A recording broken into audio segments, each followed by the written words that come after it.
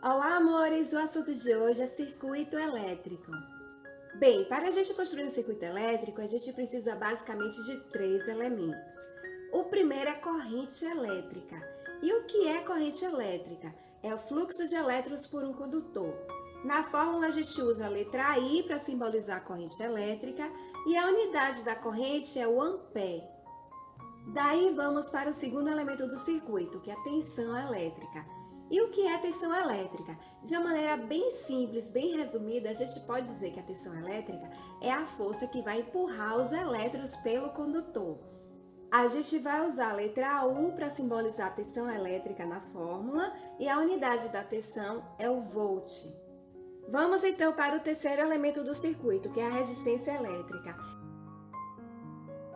E o que é resistência elétrica? Bem, a gente já viu que corrente é o fluxo de elétrons e que a tensão empurra esses elétrons pelo condutor. Cada material tem um valor próprio de resistência e a gente pode entender a resistência como a dificuldade que o material oferece à passagem da corrente elétrica. Então, aqui no fio a gente tem essa parte de cobre que possui baixa resistência, porque é fácil para a corrente percorrer esse material, e essa parte plástica que encobre o fio tem alta resistência, porque é difícil para a corrente percorrer o material plástico.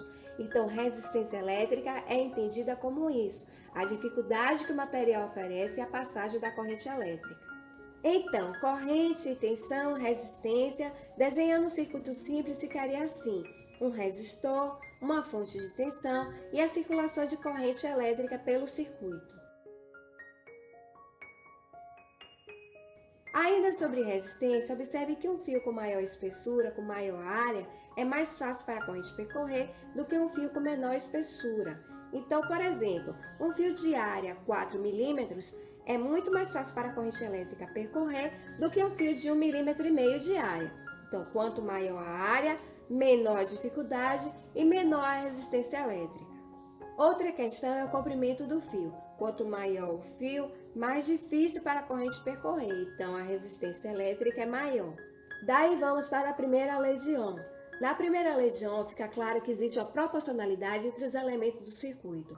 Corrente é igual a tensão dividido por resistência. Sabendo dois elementos do circuito, tem como você calcular o terceiro usando a fórmula. Então, sabendo a tensão e a resistência, você encontra o valor da corrente dividindo. Sabendo o valor da corrente e a resistência, você encontra o valor da tensão multiplicando. Sabendo a corrente e a tensão, você pode encontrar o valor da resistência dividindo a tensão pela corrente. Vamos ver um exemplo.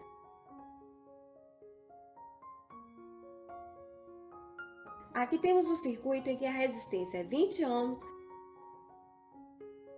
e a tensão é 100 volts. Qual é o valor da corrente elétrica?